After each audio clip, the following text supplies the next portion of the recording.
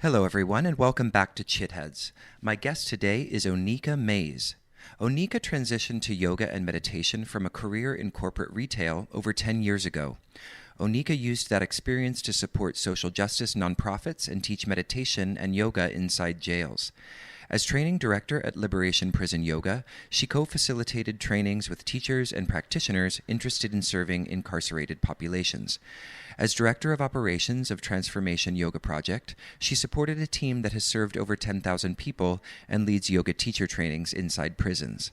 Today, Oneika is the mindfulness coach at Rikers Island and facilitates workshops around cultivating resilience and compassion through meditation and other mindfulness practices. At Rikers, she works one-on-one with incarcerated individuals. She believes that meditation and mindfulness practices can forge a path to freedom and build resilience. Oneika is passionate about supporting teachers and leaders who bring peace and healing to queer, trans, intersex people of color and folks impacted by the incarceration and its aftermath. So it's very nice to see your face again today, Oneika. Thank you. This is our second attempt at a recording. I've tried and failed at the Skype platform. This is an unofficial promotion of Zoom as a technology. So last year, Oneika Mays and I, along with Margarita Tosado, got together and spoke online for an online panel on the future of the yoga teacher. And in that particular panel, we were speaking about the subject of the yoga teacher as activists. So I wanted to start sort of on the heels of that discussion by asking a question that I asked Oneika a year ago, which is on the status of yoga as activism. So Oneika, do you see yoga as intrinsically a form of activism or something else? I do think yoga and a lot of mindfulness practices are definitely a form of activism when you put them in a context of freedom and agency. I think certainly there are some practitioners and teachers of yoga who teach yoga as a physical activity, and there's nothing wrong with that. But I think if you are someone who's in service work or who is doing activist work, when you talk about giving people tools to have agency over how they move in a world, particularly in a world that doesn't accept who they are, you are talking about activism. You are talking about revolution. I think whenever you're talking about a structure and any sort of systemic ism that's happening and give that person a tool to take care of themselves and move in the world in a way that's freeing for them, that's activism. So when did you come to yoga practice? And I'm assuming, you know, in your own kind of history with the practice, it didn't start as a kind of form of activism for you in the way that it has today. So I'm curious about your story with yoga and how you found the practice. Yeah, it started as stress reduction when I was working at Barnes and Noble, actually, and a friend who was an Ashtangi, her husband's an Ashtangi. They both, well, she suggested that I might enjoy it. And she was right. But I think I wasn't really committed to the practice. I wasn't ready to dive into it. And not that everybody who does need to dive into it needs to dive into it, but I felt something change in me. And I think that spark that started to happen was a little scary. Yeah. I was still young at the time. I was in my mid-20s, I think, mid to late 20s. And the idea of committing to this practice where I was going to fully embody parts of myself was really scary. There were still things that I needed to work through that I wasn't ready to work through. So scary in the sense that you might have encountered, you might have been forced at that juncture to face things in your life that you weren't ready to face. Is that why it was? Yeah. I think that's part of it, definitely. I also think it was just the idea of moving through the world, feeling comfortable in my own skin as a woman of color, as somebody who was queer, as somebody who maybe wanted to do something different and didn't know what that was. The idea of being vulnerable was still not something that I was ready to accept. I was still feeling very guarded and defensive. And, you know, cut to many years later, right before I turned 40, I changed my whole life and sort of walked away from my career and was going to try to figure out what I wanted to be when I grew up, and found myself back on a yoga mat, as so many people do, right? It's like, Yeah. you have this breakdown, and I went to my mat and started to figure things out, and felt really blessed that I was able to teach so many classes, and thought that I should give back in ways that maybe I didn't give back in my first career. So that led me to thinking about different avenues, and through, I think, supportive friends and family, one of them suggested, what about incarcerated folks? Because it's in our background, social justice and activism. And I remember the first time that I showed up at Rikers and knew this was something I was going to do for a really long time. So I'm curious about, what was perhaps the experience of you kind of, your experience basically in a mostly white yoga studio. Like, I imagine you probably reflected at an early point on the fact that you were one of the few people of color in the room. And I'm curious if you ever had some critical reflections on that early on, and sort of what your line of thought was related to that.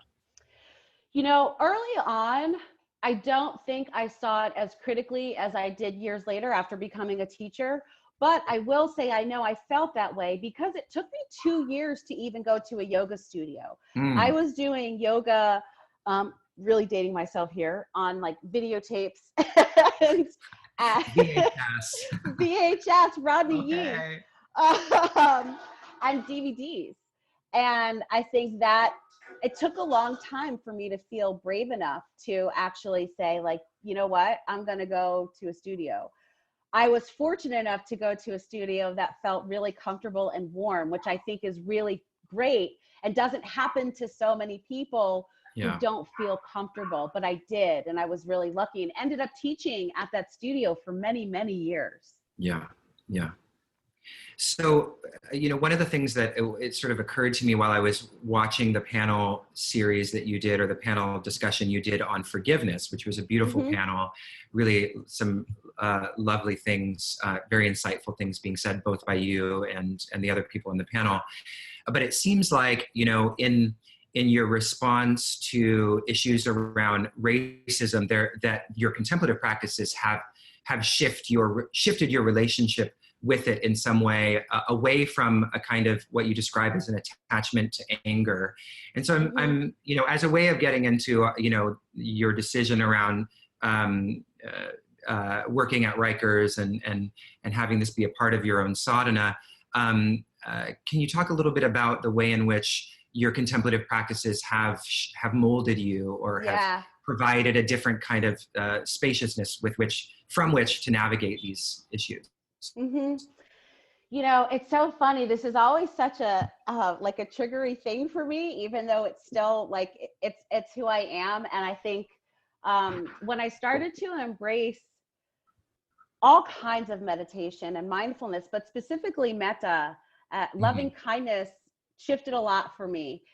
I used to think of activism in terms of how I was working against an oppressive structure. And while that hasn't changed, a lot of the validation I think I subconsciously sought from white supremacy, like see me, validate me, do all of these things. When I began to embrace metta, that see me was turned inside, and seeing myself. And then I was able to unhook from some dangerous narratives that exist when you're talking about any sort of oppressive structure. And that's really freeing. It's really freeing, because I think for a lot of times I felt like I was banging up against this door, wanting to be seen, wanting to be heard. And while I still want to be seen and heard, there isn't so much weight on this idea that if it doesn't come, I somehow won't be validated. And when I embrace a practice of compassion, of loving myself, it actually allows me to move in the world very differently, and feeling much more connected. So what would you say then to maybe someone who would rebut that the anger, or staying connected to that anger, is sort of the only way that things are going to move in a progressive direction? Because I feel like that seems to be, what you're saying seems to be a very enlightened way of looking at things, but it seems like we're still in this sort of like you know, what you describe as a shame and blame cycle, where people just want to yell at each other. And so how do we hold space for that, you know, that stepping back for ourselves while still retaining the commitment to the change? You know, I think anger is righteous. I think it's a necessary part of how we move on whatever our path is. And I think my anger was really necessary, and I think it still can be necessary, but it isn't the only way that I think that I can create change. And I think for folks who think that their anger is the way that they need to move right now, then that's something that they need to do. And I think that also goes back to my practice. Right. Before, my practice was you have to do this. You have to move in this way. You have to change. And I felt a lot more liberated when I could focus on loving myself unconditionally. Moving through anger, I had to move through anger to get there. And I still get angry. I work with so many people that I work with are like, you don't seem like you ever get angry. I'm like, no, I mean, of course I fucking get mad. Who doesn't? Yeah. I mean, that's just life. Yeah. But it's not the only thing that defines me. And for a long time, for me, it did. Being angry was a way to fire myself up. I can be passionate about love, and not in some sort of hokey way where let's all just hold hands and sing kumbaya. Yeah. But love can also be righteous. Love can also inspire action. And I feel like that is a more effective way for me to move through this work. It was very exhausting for me to constantly be pushing against something. I found myself very tired a lot. Yeah. Well, and you describe on the panel that previous kind of way of approaching these issues stemmed from your own experience being raised in a family. Somebody in your family was in the Black Panther movement, is that correct? Yeah, my grandfather was a senior advisor for the Black Panthers in the city, and he was a union organizer for nurses, health workers union 1199 in Hartford, Connecticut. So, and kind of like a professional rabble-rouser. Yeah. And so the idea of fighting was very important, and fighting is important, but I think fighting has taken a different shape for me. And it's fighting for myself and fighting for my own joy and freedom and celebration, so other things can emerge, so I can find other ways to move through the world. I think when I was holding on to a lot of anger, it was sort of just this one track that I was moving down. And it was all about battling and all about fighting and all about aggression. But when I started to embrace the idea of compassion, I've been reading Emergent Strategy as well. I don't know if you've heard of that, by Adrienne Marie Brown, where she talks about this idea of emergence, where things can evolve naturally and sort of spread, and looking to patterns in nature to find ways for social change. And I think that's what started to change. I think I used to think of activism as one track. And when I started to think about love and compassion, it gives you so much more space to think about different ways to move and change and connect with people who you want to work with, people who will be leaders beside you, people that you're looking to serve. And it opened up for me more ways to think about how I can affect change and my sphere. So can we push this idea of emergence a little bit more? Because it's very interesting. So the idea that you're contrasting it with, so the idea that there is only kind of one way to do activism that's been laid down by sort of, the wise activists of old, or whatever that means. And then, so is the idea that the activism would emerge from a certain kind of context of relationships? Is that the idea, or am I missing? Yeah, it's relationships, it's community, it's even looking to the idea. Adrienne Marie Brown has been inspired by so many various people, and also a lot by Octavia Butler around the idea of communion and community and ancestors, and ways that we move through the world and nature. And it doesn't necessarily always have to be this general hierarchy, and there can be little hierarchies. She talks about this idea of she's not really great at financial things. And so when you're doing something, maybe you find somebody to do that. Yeah. And so it's this idea of how can we find ways to work together rather than one person at the top who does this message and maybe does all of the, the fighting or the change, rather than allowing things to spring up as they spring up naturally to inspire the way that you might want to make a change in the world. Mm-hmm. So we're talking about more of a kind of the swarm gives rise to the method rather than the kind of messianic method where there is some sort of great leader that is leading the whole thing. Exactly. Yeah. Exactly. Yeah. That's beautiful. Yeah. So tell me a little bit about Liberation Prison Yoga and how you've got connected to working with communities in incarceration. Yeah, so I started with Liberation Prison Yoga several years ago, and I reached out to Oneika Lucas. I Googled, working yoga in jail, and her name came up, and she was starting Liberation Prison Yoga. She had been doing it for a little bit over a year. And so we met and talked and had an amazing conversation about the work that she was doing. And she has an incredible story around trauma and service work. And it sort of just grew from there. So I started teaching, and then I have a background from my, my previous career in doing training. So I started to co-facilitate trainings and working with new teachers who were starting. And it really became clear that this was something that I wanted to keep doing. Yeah. And it was an amazing experience. And also at the same time, I started working with Transformation Yoga Project and sort of tapping into a business end of the work that I'd done before, helping a nonprofit sort of shape where they were going, because they were already exploding and are doing wonderful things in the Philadelphia area. And Rikers, Correctional Health Service and Rikers decided that they wanted to create a wellness program for folks who are incarcerated and do a pilot. And so because of the work that I had already been doing at Rikers, I was asked to see if I wanted to interview for this full-time role of teaching meditation inside. And now you're teaching full-time that's incredible. Wow. And that's like this emergence, right? Like this sort of naturally organic growing thing that you start working one way, collectively work together, and other things sort of spring forth. It's not anything I would have planned, but couldn't be more thrilled that this is where I've ended up. Yeah, absolutely.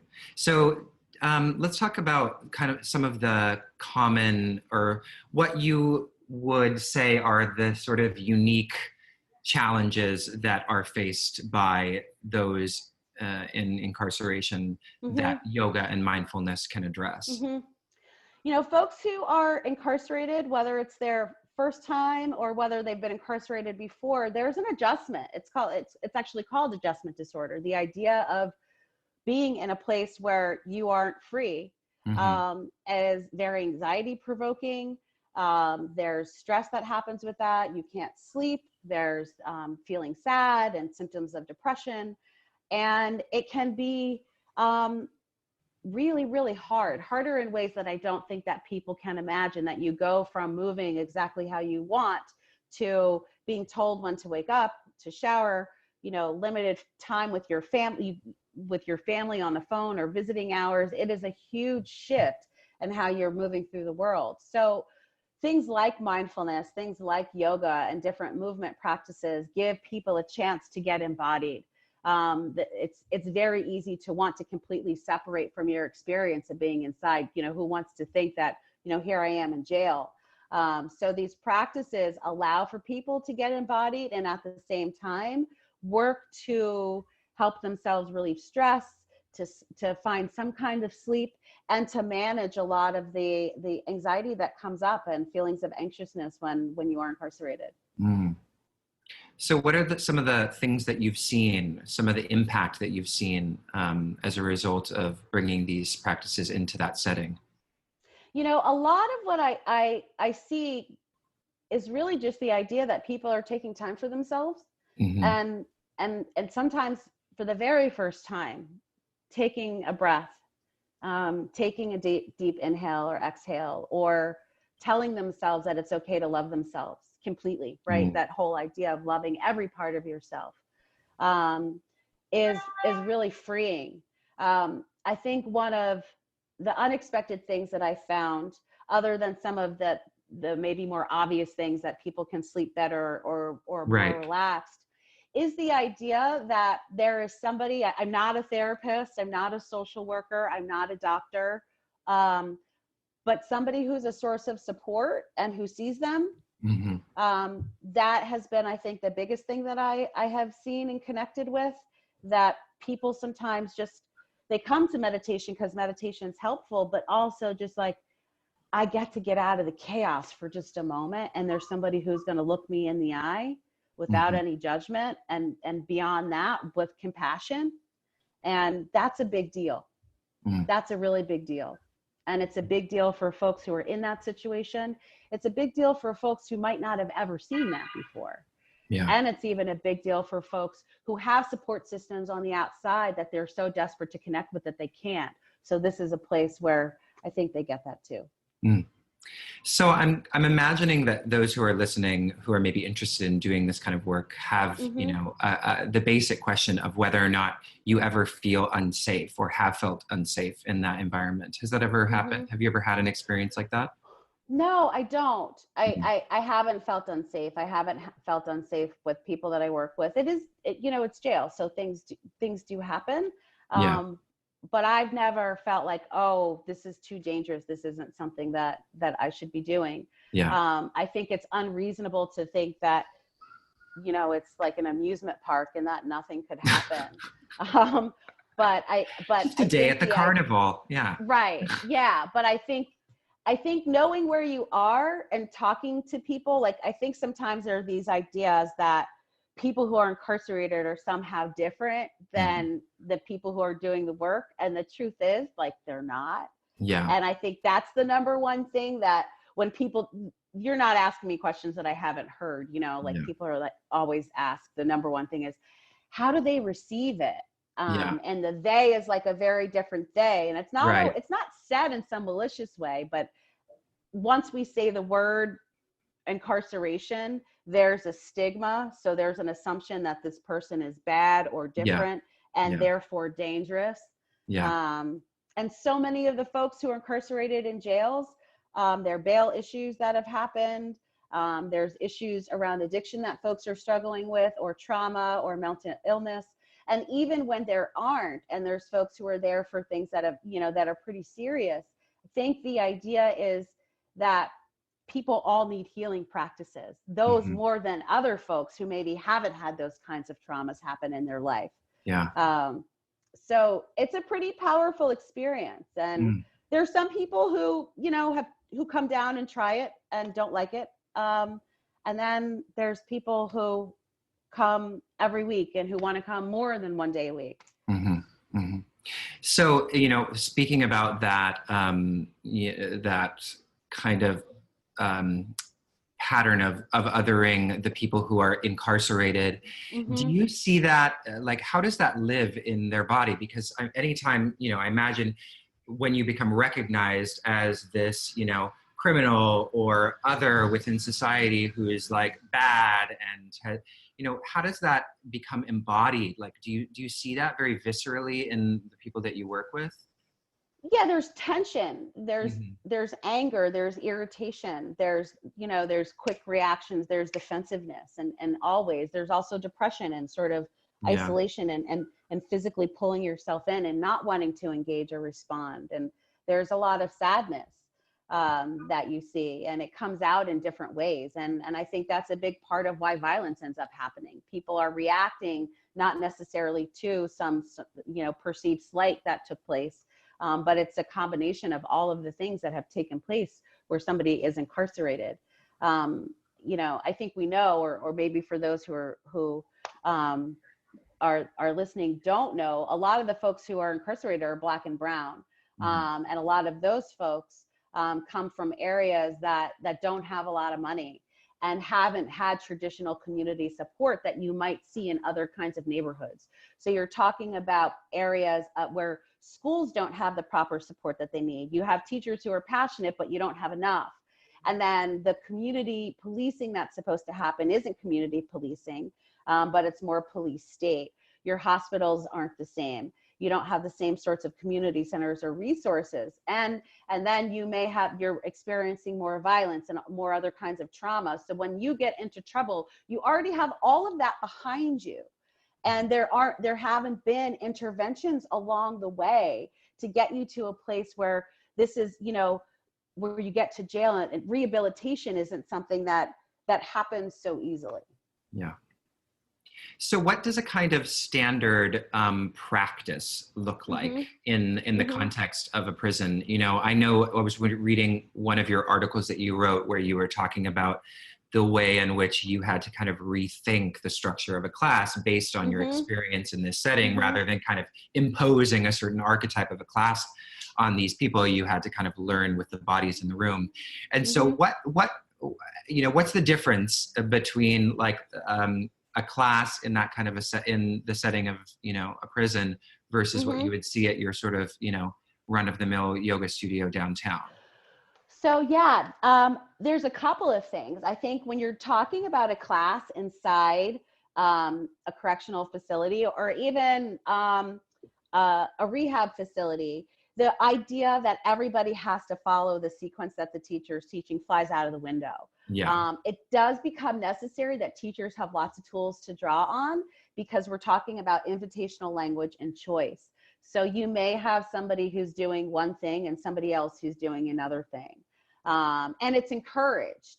You may have folks who don't want to do anything at all and are just there to experience the idea of being in a class. There's lots of conversation that happens. I think that's one of the biggest things that's very different, that people are talking and asking questions, sometimes even talking to people who are behind them who aren't even taking class. So it's sort of it may look very chaotic from the outside if you were used to a yoga studio class, but it's actually sort of a beautiful experience where people are just gathered together doing what feels good for them in the moment.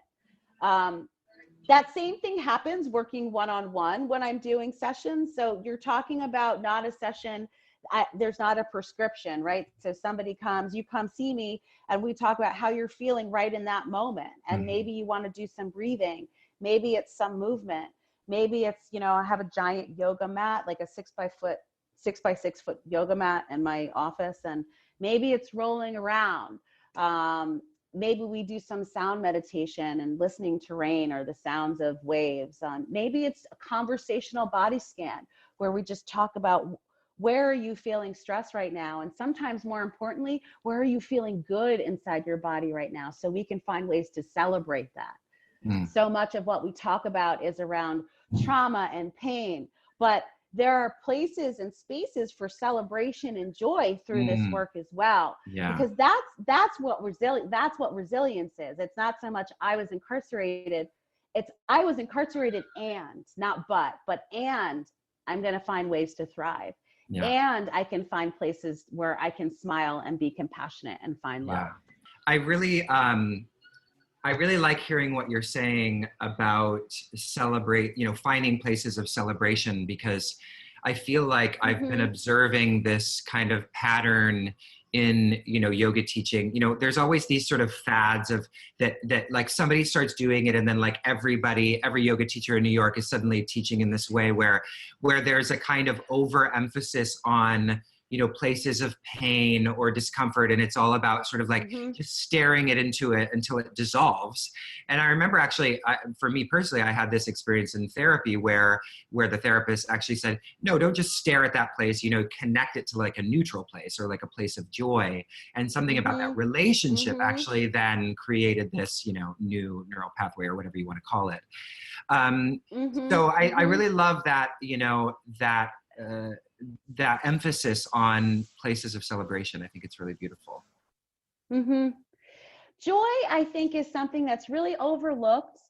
And I don't know if, sometimes we think of love as being weak, or we talk about this whole idea of compassion as somehow not being as strong as tapping into hardcore pain and trauma, and that is important. I am in no way minimizing that. Like, I think it's very important. I think it's also equally as important to find places to move forward. A lot of times when we're talking about trauma work, it's also single incident trauma. And when you're talking about folks who are queer, when you're talking about people of color, when you're talking about being a woman in a patriarchal society, that you need to love yourself and find places of joy every damn day when you walk outside of the door. And so if you're constantly, we don't need to sort of take a look to find where we're in pain, because I think any of us could think very quickly the last time that we had some pain happen to us. And it's, how do we make the container for that even bigger? So the trauma's there, the pain is there, the healing's there, but the joy is there too. Because for me, it's in the joy that I find space to move and make room for some of the hurt that happens. That's beautiful. That's really beautiful. So I wanted to go back, actually, because there was a follow-up question I had just about anger, and this is something that just keeps coming up for me, and because I am definitely someone who has my own narrative surrounding anger, and so I'm wondering what you think. I know that anger is righteous, and obviously anger is a necessary component of this process, but I'm wondering if you think that anger is a sustainable resource, not in the sense that, like, obviously anger just can it's an endless, there's an endless supply of it seemingly, but is it sustainable in the sense that it can, like, be the condition for sustainable change? So, and when I'm asking this question, I'm thinking, anger is obviously an important component of taking things down that need to come down. But does it have an important role in the process of, like, of construction, of, like, building a better world once we've sort of, like, in the kind of, I don't know, in the aftermath of our own, deconstructive process or whatever? I think maybe in the beginning it can, but I think for the teachings that I follow around meditation, they are more down a sort of a Buddhist path. So I really do believe in the 4 immeasurables around compassion, sympathetic joy, equanimity, and loving kindness. Like, those are the things that I feel like are sustainable and are measurable, and there's an abundance of them. For me, I don't think that anger is sustainable. I think it is something that disconnects me from my experience in the world. It can be useful to perhaps bring something up or alert me to an idea that I'm disconnected. But it's not a way that I think can fuel my passion. I think of Tara Brach and her idea around radical acceptance, that anger is something that is a part of me, was a part of me, will be a part of me, but it's not all of me. So it can't be, for me, the one thing that I focus on to sort of drive myself forward in anything that I'm doing. Love Tara Brach. Spent a big portion of my life listening to those podcasts. So, and still do when I'm feeling down and out. Yes. not that there's not a role for those episodes, even when you're feeling good, but it seems absolutely to be, it seems to be. It's about balance, I think.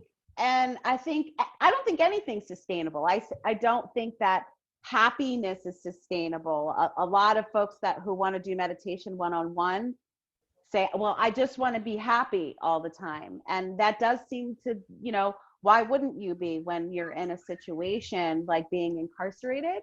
But we talk a lot about, well, I can't do that. Like, that's not what I do. Like, I'm very upfront. I'm like, I don't have any sexy solutions to being permanently happy all the time. But what we can do is perhaps find ways that you can be okay with not being happy all of the time. And through that, joy starts to arise, like recognizing and letting yourself be angry. I find that we get angrier because we're angry at being angry. We're angry at our anger. right? But when we let our anger be anger, that again, it's ways, how do we give space? How do we make room so things can be as they are? And that allows us to be present. Mm, mm. All right, so I want to move into a conversation about the $1 million question of privilege. Because in the panel that we did together, as well as the panel that I watched of yours on forgiveness, you say a lot of really interesting things about privilege that I think are important for people to hear, because I think there seems to be a lot of confusion around what it is and who has it. And so I'm wondering if you could just start with a very basic question of what is privilege, and we'll go from there. Yeah, privilege is any unearned benefit that you have that allows you to move through the world easier than other folks. And I think unearned is the very key word that people need to understand. And what also has to come with that understanding is recognizing that society is unfair and that there are certain people who get to move through the world differently than other people. And it's not because of things that they've done, but it's simply because who they are. Yeah. And so privilege for this conversation, privilege is around folks who have opportunities that are given to them because of who they are. So, you have, really a lottery ticket if you are white and straight and cis and male. And if you've had education, that can be considered privilege. If you are able-bodied, that can be considered privilege. If you are what society deems as good-looking, that can be considered privilege. So there's lots of things that can be considered privilege. And then there's privileges that we may have, and we may not think of ourselves as being or having some privilege. I'm Black and queer, but I do have privilege because I came from a household of two parents who are still married. I didn't have to worry about eating a meal, or college was assumed. It was assumed I was going to college. It wasn't like an if, or if I could, I was going to. Yeah. That's a privilege. And the fact that if you move through the world in a way that society looks at you, particularly, I'm cis. I have cis privilege. There aren't assumptions that people make about me because of how I look. And so when we start to talk about what privilege is, you could start to have conversations that are more inclusive. But I think until you allow yourself to recognize that you may have some privilege and move through the world differently, these conversations are very defensive, very stilted. And what's important is allowing yourself to be soft and do that work when you're recognizing that. Yeah. Do you have any kind of suggestions for people as they try to kind of understand, the different aspects of their own privilege, how they can navigate that without that, what you're, understandably observing, which is that defensiveness, which I think a lot of people have, partly perhaps because when they first encountered someone charging them with privilege in some way, it was by someone who was yelling at them or, shaming them for having it in some sense. Right. And that this is where I think things get tricky and murky, because I think there's a piece where folks who have lots of privileges need to understand that people who are coming at them are very angry, and that it may not be about them specifically, but recognizing, just like me, this person wants to have the life of freedom and to be happy. Like, people just want to be happy and not to suffer. And for so long, if they haven't been able to speak up, that's coming up, and making space for that, making room for that, and doing homework on your own around privilege becomes important. Emotional labor is something that has been talked about a lot lately too. The idea that folks with privilege look to folks who don't have privilege to educate them. And it happens a lot. Well, I don't understand your experience. If you just tell me why you're so angry, we can talk. And it happens a lot, right? Yeah. It happens a lot. So being able to have people talking to your peer group. So like white folks who want to learn about racism, there are lots of resources where white folks are unpacking racism, where men are talking about sexism, these conversations, fortunately now, are happening all over the place. So hopping on the Google. Yeah. And can I ask you a follow-up question? Because this actually brings up yeah. something that just happened recently, and I'm sure you Mm-hmm. know about it, where, because you're mentioning like resources written by white people about race, about racism. And there was an instance where this woman wrote this book, I believe, about, you know, why white people are uncomfortable about talking about racism. And a very well-known Black Buddhist teacher came out and basically said that she was profiting off of the history of racism in this country. And so I'm curious if you see it that way, or have you heard about this particular? I haven't heard about this. I can share it with you. I'll send you the link to it, and maybe we can chat about it sometime. Absolutely. And I think, yeah, that is dangerous, right? Like, you do get into that murky territory. I don't think it's always about profiting. I do think that I have gotten really tired as a Black person educating white people on their BS and on their privilege. That gets exhausting for me. It really does. Mm-hmm. I am very glad that there are people who are white who are picking this ball up and running with it. Yeah. Because it's exhausting. I think if you are making lots of money off of it and not contributing to organizations that are, you know, are also of color, I think that's a way to sort of keep things even. That becomes, I think, very important. If you are going to unpack racism and you're white, that it is very important, if you are making money from it, that you are also giving to organizations that are run by folks who are of color, so you're supporting that as well. That I think is very, very, very important, that you can't just sort of make all this money and be like, this is, you know, this is what, yeah, exactly. Like, we're talking about racism. Isn't this great? Aren't we doing the right thing? Because the right thing would be to really start to dismantle the system. And that means reparations. So I'm going to do this work, and I'm also going to give all this money here. That's making the playing field level. That's doing right by being able to take advantage of supremacy for all of these years. What I'm curious about questions about reparations. What is generally the kind of, like, if we're having these conversations and there are things that are presented or created or produced that are then giving back in these various ways as reparations, what are the conditions by which we will have perceived a sense of, like, when does that egalitarian society emerge, or when will we know that it has presented itself? I think we will know when it's presenting itself, because I don't think we'll be having conversations like this. Right. I think it will naturally start to emerge. And I think we'll see that same thing, not just around race, but around homophobia, around sexism, around poverty. We'll start to see that we don't have to have the same conversations that we're having now. I think race is definitely an easy thing to go to, because it's the quickest thing to visibly see. But I think that we have to start having conversations about inclusivity with everyone. We need reparations for indigenous folks.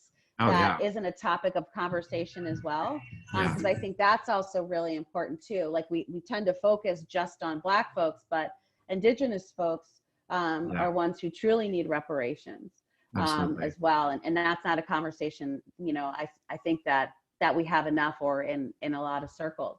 But I think the more that we start having inclusive conversations with everybody sitting at the table, and recognizing that we're trying to have everybody sit at the table, particularly if you are the person who built and owned the table, that's when you start to see that things are shifting and changing. I've been thinking a little bit about what you just said before about somebody being very upset about people profiting off of this work.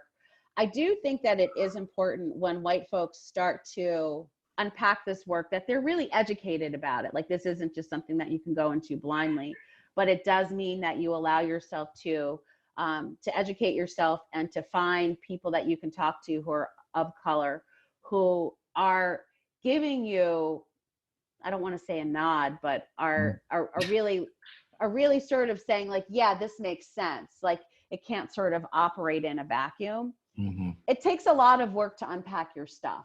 Yeah. Yeah.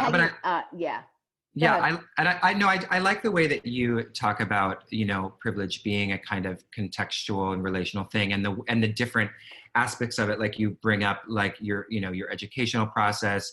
For me, I certainly know that I can acknowledge that I have the privilege to walk into a grocery store and not be perceived that I'm going to steal something, which is not extended to many other people, many other people in our culture. And then I can also think about the context of an adoption agency where I would not have the same kind of privilege as a straight couple, if I was to go in there with my gay partner. And the way in which privilege is not so much of a kind of like existential stain, but it's something that's operable in different kinds of forms of relationship. And I'm not sure if you have any further thoughts on that, but it just came up as I think that and I think it does come up in different ways. And there's some privileges that are bigger than others. Like whiteness is the biggest privilege that anybody can have. Totally. Yeah. And that's a big deal. You and I driving in a car, you have less of a chance of getting pulled over. And if you do get pulled over, you have less of a chance being killed than I do. Yeah. And that's a privilege. I mean, every time I see a cop or a cop car, I look, it's just a reaction. You just take it in. And that's not something that if you're white, that you don't have to think about. Yeah. You don't. It's not the same sort of reaction. I think those who are straight presenting, that's another really big privilege that folks have.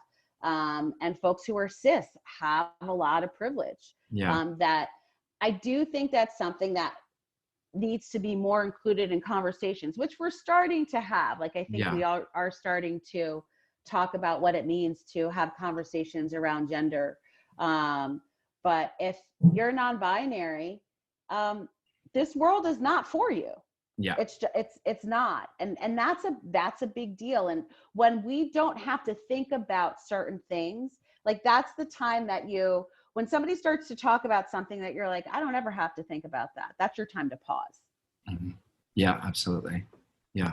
So the answer to the question of privilege is it that we want to take privileges away, or is it that we want to extend privileges? Because I think this is one of those ambiguous points, because it, like, for example, with the context of like educational privilege, certainly we would hope to extend the experience of that privilege of being highly educated to everyone. So that's a little bit different. So what we're talking about when we say privilege, it's not that because I have a college education, I'm more privileged, but a college education allows me access to a world that's different. Right. So that's where the privilege comes in. I see. So that's what we're talking, that's where the privilege gets extended.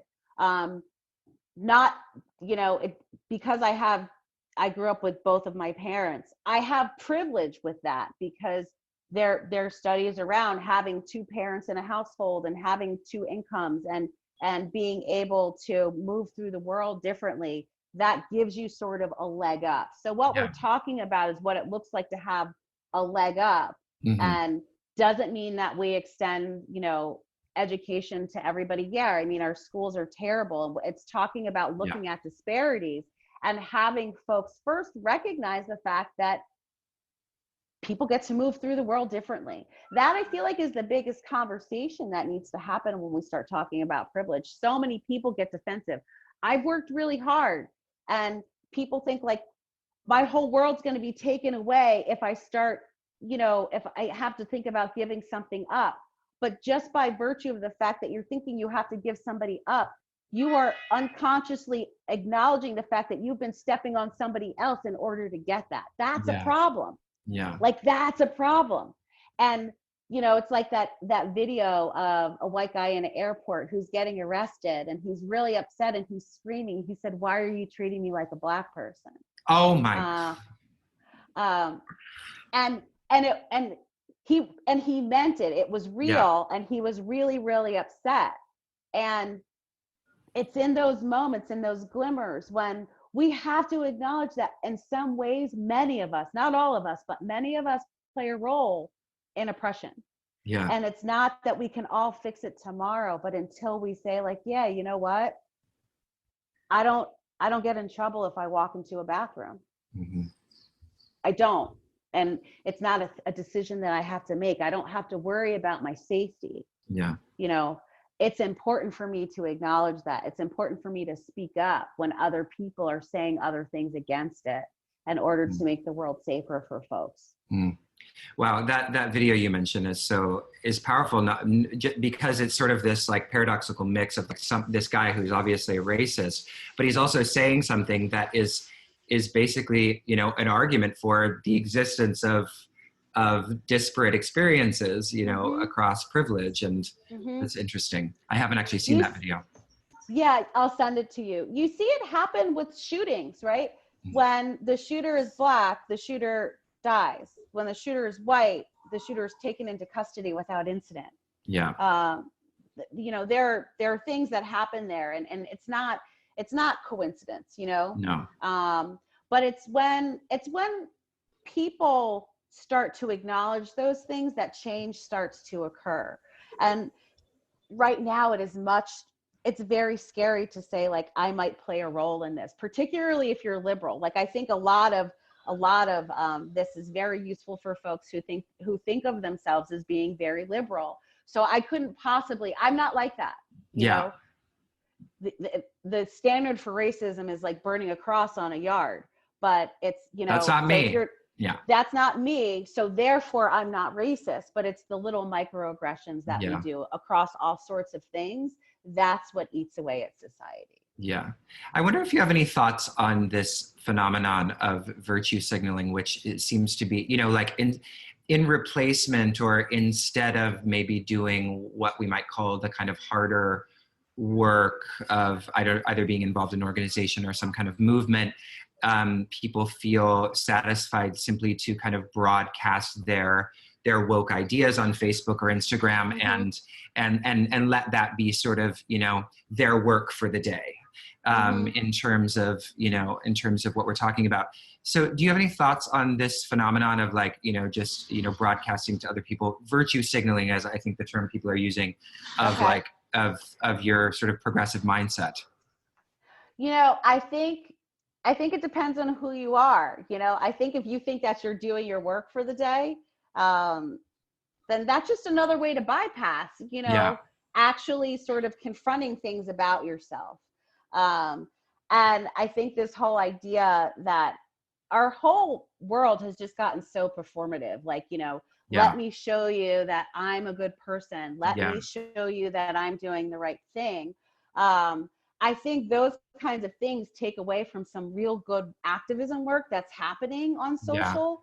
There are people I can think of, Erica Hart, Rachel Cargill. There are some people doing some serious work out there. Adrienne Marie Brown, who wrote Emergent Strategy, and The Pleasure Activist. Like, I get so much information from the work that they're doing. It is unbelievable. And I think that's really important. I think for folks who think that by posting every time something happens that they're contributing to a larger cause, I don't think that's really it. Like, I don't think that's the way to do it. I do think practices of looking inward are the way that real change happens, which is the harder work. It's easy to click. Yeah. But did you like it though? Like that. How many likes did I get on that peck? Exactly. Did people like what I'm saying on Facebook? Yeah, I mean, it's interesting. Like, just to continue this kind of social, I'm gonna write down those names in the show notes. I'm gonna have my team put that down in the show notes, the people you mentioned, because I want to direct attention to that, because I think, what people see, right, is the kind of the angry conversations around things that are happening, and it's obviously important for the discourse to be happening, and that's what social has provided, right, as a platform for just more discourse, I think we're seeing.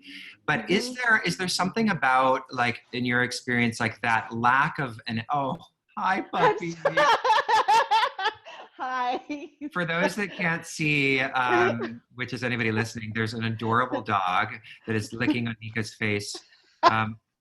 Obviously recognizing that she needs some love and tenderness right now. Yeah, so I guess my, I don't know if I even have a question, but my observation this recently has been like how the lack of a body, permits this kind of vitriol and what it's doing to our ability to engage in public discourse and approach others in a spirit of solidarity. Yeah,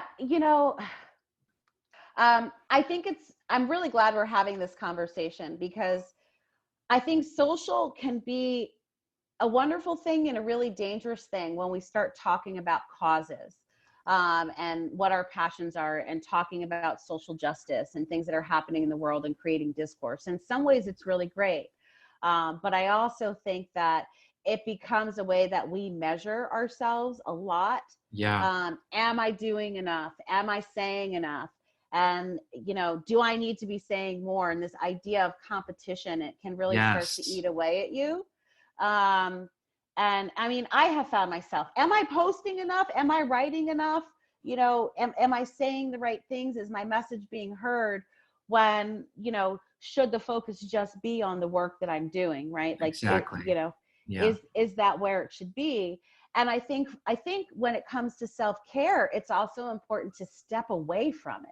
Yeah. Like, and to do the inside work, like, meditating on Facebook every day, maybe not a great idea. Maybe not the way to find yourself, being connected to the world. I think it is a great tool if you feel disconnected. If you are that kid who's in the middle of nowhere and you're queer and you found your community and your people, having those groups can literally be life-saving. Yeah. Right? Absolutely. It can be literally life-saving. But I think if you find yourself you're distracted, you're mindlessly scrolling, you start to find yourself getting so worked up with what's happening inside your phone versus what's happening outside. Those are all signals that maybe some self-care needs to happen. And we start to need, I know when I start doing that, I need to do some inside work. Yeah. I love that you expressed it that way, meditating on Facebook, because you could sort of, ask the question of like, or propose that you're meditating on something, best that it be a conscious choice, like the breath or, whatever mantra you happen to work with, or whatever the case may be. Because if you're not meditating on one of those that can offer some kind of contemplative illumination or spaciousness, you're going to be meditating on something else, and something that perhaps will not afford you the privilege of space, internal space. Right. Yeah. So this has been an incredible conversation, and I wanted to maybe bring it back to just asking the question of how does yoga play into all of this? We're talking about privilege. We're talking about engaging consciously with matters that are important today. What is yoga's role in that process of encountering and reconciling ourselves to, whether it be our privilege or our responsibility in the world in whatever way we need to engage? I think the practice of yoga gives us a chance to connect with who we are in any given moment. I know for me that my asana practice is definitely a reflection of what's happening in my life. Not just when I'm actually moving from asana to asana, but really looking at what I'm thinking. When I get super judgy, I get judgy, like when I start sort of judging what's happening in the room, like I will admit it. Like, it's not a cool thing to admit, but I get judgy with myself, sometimes with people in the class, sometimes even with the teacher. Like, I wouldn't have done that. Like, that's a sign. I mean, and I feel like if you're, Right. But I think it's important because what would happen before, there would be this big disconnect and I'd go in this spiral. But when I start doing those things, it's a time for me to be soft with myself. What I would do in the past was like shame myself for being such an asshole and why am I doing that? And that's terrible, Oneika. You are better than that. And now I get to say to myself, hey, what's going on? Are you okay? Like, are you okay? Like, you know, when you're judging that there's something that's not right here. So yoga allows space to do that for me. It gives me room to say like, okay, you may not be okay. And why not? Do we want to look at it? Do you want to sit? Do you want to move? What kind of practice is going to be right so you can feel whole and connected, right? Disconnection leads to destruction, harm, violence. You know, being connected allows us to sort of be compassionate with ourselves and other people. And that's the role that I think yoga has. Wow. Well, that's a beautiful note to end on. So I guess my last question would be, do you have any kind of final, based on what we've talked about, do you feel like anything's been left out, or are there any kind of final comments, considerations that you would offer to the listeners? Yeah, I would just, I think I'd say, again, that as hokey as it may sound, and you know what, I'm going to say that. No, it's not hokey. I think through compassionate practices, we can kind of do anything. I do. I really believe that, that compassion can change the world. Yeah. Yeah. So Oneika, are there any things coming up that you would like to share with the listeners? Any kind of workshops you're doing that are open to the public? Maybe there's do you do trainings for I mean, I know are you still working with Liberation? No, I'm not with Liberation Prison Yoga or Transformation Yoga Project. Okay. I don't know if Liberation Prison Yoga is doing any trainings coming up. I know that Transformation Yoga Project is doing a youth resilience training that's coming up. So working with youth, and that's in Philadelphia. Okay. I will send information about that. I will be doing a workshop on July 27th with embodied philosophy around spiritual practices and oppression. So that's exciting. And people can go to my website to see other things that are coming up.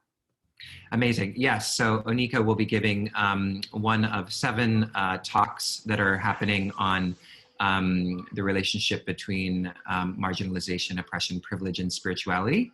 All proceeds of that offering, by the way, go to organizations that benefit and work with marginalized communities.